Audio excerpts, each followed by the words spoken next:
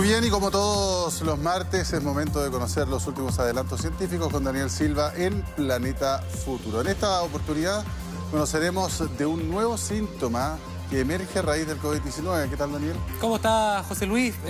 Gracias por esa presentación. Y sí, tenemos harta información que contarles porque a medida que pasa el tiempo hay ciertas cosas que al comienzo eran posibilidades, que eran conjeturas, pero que con los meses se convierten en certezas. Y una de esas tiene que ver con los síntomas para poder reconocer la enfermedad, la COVID-19. ¿Por qué estamos hablando de esto? ¿Qué es lo que sabemos hasta ahora? Según incluso la página del Ministerio de Salud, vamos a ver cuáles son los síntomas más comunes o al menos los más descritos por la evidencia y por los casos. Señor director, vamos a revisar esa gráfica, pero la tenemos preparada para poder observar justamente cuáles son estos síntomas conocidos o los más conocidos de COVID-19.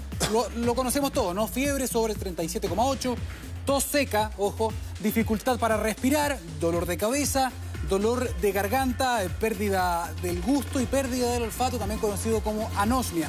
Pero, y aquí viene lo interesante, se han observado cuando se metieron también otras especialidades médicas, como por ejemplo los dermatólogos, para poder analizar los síntomas, se han observado otros signos. ¿Cuáles son? Que son secundarios, pero que están dando luces también respecto de la enfermedad, de la infección. Miren, erupciones cutáneas, quise decir, sobre todo en codos y rodillas. Son sarpullidos, son cosas que salen en la piel, estas manchitas rojas, pero que especialmente se detectan en codos y rodillas. Y también, sobre todo en jóvenes, muy importante para poder detectar la enfermedad.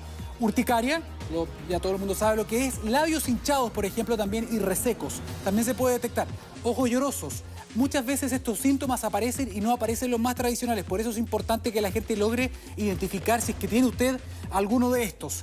Labios adoloridos, lo dijimos, y secos. Y aquí viene lo interesante. Pies y sobre todo manos COVID. Se ha descrito como resequedad de las manos, heridas en las manos. En algunos casos estaban los famosos sabañones también. Eso ya habían sido descritos. Sin embargo, hay personas que dicen que las manos se les secan mucho. Hay que fijarse mucho en esto. Algunos pacientes describían que sentían la piel como lija. Mira, una pregunta, Daniel, para que quede claro. Estos síntomas que son, entre comillas, novedosos, podríamos decir, atribuibles al COVID-19, las erupciones cutáneas, la urticaria, ojos llorosos. Si yo no tengo ningún otro síntoma, pero tengo un par de estos, por ejemplo, ¿me tengo que preocupar? ¿Tengo que alertarme? Es una razón, según lo que me dijeron algunos especialistas, para dar una posibilidad de infección. Por lo tanto, siempre se recomienda acudir a un servicio y poder hacerse un examen. El tema de las manos es muy interesante porque se ha descrito ahora en redes sociales, lo leí también como las manos COVID. Por lo tanto, sonaba un poco, yo decía, ¿será verdad esto o no? Se lo preguntamos justamente a un especialista. ¿Se ha observado esto en nuestro país? Mira. Y hoy incluso tenemos reportes donde en algunas series de casos hasta el 20% de los pacientes podrían tener alguna manifestación cutánea. Y esto es probablemente una de las nuevas manifestaciones cutáneas que este virus genera, así que hay que estar atento a las lesiones de piel como un síntoma posible de coronavirus en el día a día. Mucha atención entonces con estos síntomas también, porque a medida que vamos conociendo la enfermedad también es más preciso el diagnóstico y aparecen también estos síntomas secundarios. Pero esto se lo queremos comentar con mucha urgencia. Avanza el verano, hace calor, las personas, muchas están saliendo de vacaciones, se van a la playa o se abre también la temporada de piscina, sobre todo también en los condominios. Y aquí se generan algunas preguntas. ¿Es posible que uno pueda contagiarse, infectarse de coronavirus a través del agua? ¿Qué pasa en el contexto también de las piscinas, ya sea de la playa, de un lago, de un río o de alguna piscina, valga la redundancia, en la casa, en el edificio? Le preguntamos inmediatamente a una especialista, porque hasta ahora lo que sí se sabe es que no hay evidencia documentada de que a través del agua uno pueda contagiarse del coronavirus. Entonces, ¿dónde está el peligro? El riesgo está asociado al entorno de la piscina, no a la piscina misma. El agua, de hecho, de las piscinas tiene cloro y el cloro inactiva el virus porque este tiene un manto y eso favorece que el cloro actúe sobre este manto, lo destruye y por lo tanto el virus no se acaba de infectar. El problema son las actividades asociadas a la piscina. Por ejemplo, si dentro de la piscina están dos personas quietas y están muy cerca una de la otra y no mantienen la distancia mínima de al menos 2 metros y están además sin mascarilla, obviamente si alguno de ellos está infectado puede excretar y infectar el virus y excretar a la otra persona. Ya, o sea, no es el agua misma, sobre todo en una piscina que es clorada, sino que, no sé, jugar a Marco Polo, por ejemplo. Eso puede... Exactamente. Lo que un poco quería explicar la doctora. La cercanía, el jugar, el qué sé yo, esas cosas sí concitan un riesgo. Ahora, en las playas la gente se ha visto con bastante confianza, uno se imaginará, porque dice, bueno, estoy al aire libre. Ahora, siendo muy honesto al respecto, ¿qué dice la evidencia en esto? Al aire libre, efectivamente, es menor el riesgo. Sí, es cierto. Pero lo que también hay que entender es la cercanía. Si no mantenemos la distancia y no usamos mascarilla, porque hemos podido ver en algunas imágenes donde están muchas personas muy juntas, reunidas en la playa, y además sin mascarilla, entonces ahí aumenta el peligro. Por lo tanto, esto de que no, si estoy al sol, el sol mata el virus, no está comprobado. Si no respeto la distancia, si no uso la mascarilla, entonces el riesgo está presente. Así que atención con eso. Claro, o sea, está claro que uno no se va a meter a nadar al mar con la mascarilla puesta, pero una vez que llego a la toalla y me seco, qué sé yo, me pongo nuevamente la mascarilla. Me preocupo de que los niños jueguen, por ejemplo, a hacer castillito de arena con la mascarilla puesta, aunque sea un poco incómodo, pero hay que acostumbrarse.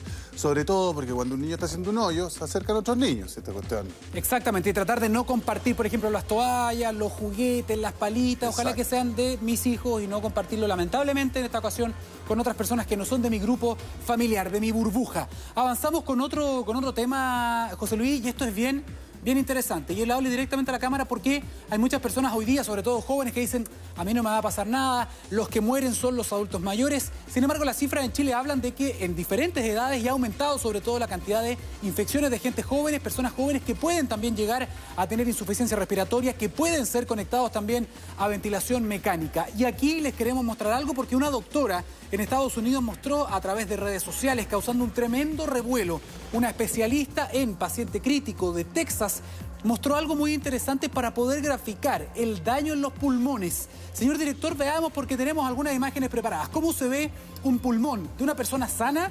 Así. En cambio, el pulmón de un fumador se ve así. Todo esto blanco es daño, son cicatrices.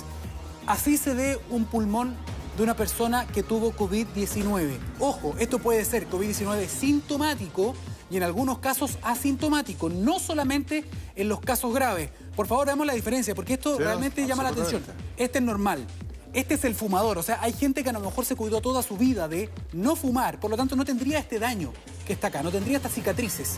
Sin embargo, así se ve un pulmón de una persona con COVID-19. Repetimos, en el caso de esta doctora nos decía que este daño se observa en el 100% de los casos de personas que están contagiadas con síntomas. Y en el caso, por ejemplo, decía esta doctora, de las personas que no tienen síntomas, o sea, yo no me enfermo gravemente, se veía esto también en el 70% de los casos. Esto es para hacer un llamado de atención. No, a mí no me va a pasar nada, no, yo soy joven. Bien, esta doctora, y generó mucho revuelo, demostró que este daño pulmonar, que además acarrea secuelas para toda tu vida, ese es el tema que te quería preguntar. Se puede dar incluso siendo sintomático. Porque no es que, ¿sabes? El fumador tiene así el pulmón. Si deja de fumar, lo recuperará un poquito. Pero nunca va a hacer esto. O sea, si una persona que no fumaba nunca y termina con este daño, ¿es permanente también en el tiempo? Puede llegar a serlo, eso todavía se está estudiando, pero puede tener secuelas de por vida para su actividad normal. Y ojo, este daño muchas veces se da de manera acumulativa, es decir, si yo fumo, con el tiempo me voy a ir generando este daño, pero se va acumulando el daño. Exacto. En este caso no. Esto puede pasar después de meses, después de una infección, sea, insisto en esto, muy importante, sintomática o asintomática. Lo que decía esta doctora, que en el 100% de los casos de síntomas, sea graves o no, puede quedar así, y 70% de personas que eran asintomáticas. De hecho, le quisimos preguntar esto mismo. ¿Qué pasa con este daño? ¿Puede ser para toda la vida? ¿Es permanente o no? Se lo preguntamos a una pediatra broncopulmonar. Ponga atención. La importancia de este estudio es que muestra el daño provocado por el COVID-19, estos daños en parche que comprometen homogéneamente todo el pulmón y que incluso sería mucho peor que el del tabaquismo, pues el tabaquismo se va acumulando en años y esto es tras la primera infección de COVID-19 grave, una neumonía que va a causar daño importante y no necesariamente esperando ventilación mecánica. Lo que decía la doctora también para terminar era por eso era muy importante la campaña de vacunación como una solución a largo plazo. Todavía falta. Y hablando de eso, José Luis, estamos a puertas, o mejor dicho, estaríamos a puertas para dar también algo de tiempo para que el Consejo de Expertos del Instituto de Salud Pública pueda analizar los datos y eventualmente autorizar el uso de emergencia de la vacuna Coronavac o la Sinovac, que ya se ha pedido la internación de millones de dosis, lo cual sería una gran ayuda. ¿Qué sabemos hasta ahora? Ha sido un poco contradictoria la información porque el Instituto Butantan en Brasil y Anvisa, que es el ISP de Brasil, autorizaron el uso de emergencia con cifras que no se han entendido bien. Efectivamente, se ha hablado de un 50,4% de eficacia para casos leves, es decir, para personas que pueden tener un síntoma, un dolor de cabeza, un poquitito de fiebre. Para esos casos la vacuna me protege un 50%, lo cual es bueno porque son casos leves. Para casos un poco más graves puede ser 70% y para casos graves esta vacuna te protegería, según esos datos, en un 100% de los casos.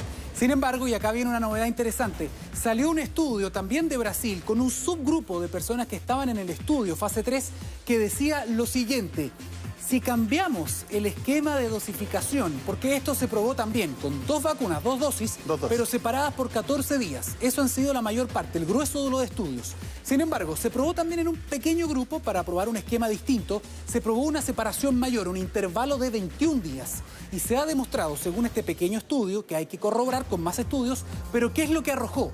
Que la eficacia podría aumentar hasta en un 20%, 20 puntos porcentuales. Claro. ¿Será tan así? Se lo preguntamos justamente a quien lidera acá, en nuestro país, el ensayo fase 3 con la vacuna Sinovac. Ponga atención. Sabemos, como la ciencia va avanzando, sabemos que ahora que un esquema de 0,21 días o 0,28 días podría ser más favorable. Nosotros en el estudio en Chile estamos incorporando un esquema de 0,28 días y esperamos, porque la respuesta inmune se toma varias semanas en desarrollar. Dato interesante porque de llegar a aprobarse por los expertos del ISP la autorización de uso de emergencia, podríamos tener a finales de este mes al menos 1,5 millones o más de dosis de la vacuna Coronavac del laboratorio Sinovac en nuestro país. Lo que sería realmente bueno para seguir avanzando, porque Pfizer ha ido como por goteo la cuestión. Sí, poco a poco, lamentablemente. Sí, poco a poco, pero bueno, en fin. Y ahora que iban a ajustar sus planes de producción, entonces exacto, vamos a tener como un bache y después deberían llegar más. Eso es lo que ha explicado el Ministerio de Salud. Don Daniel Silva, 1.000.000 de gracias. Don José Luis, que tenga muy buenas tardes. Chau, chau.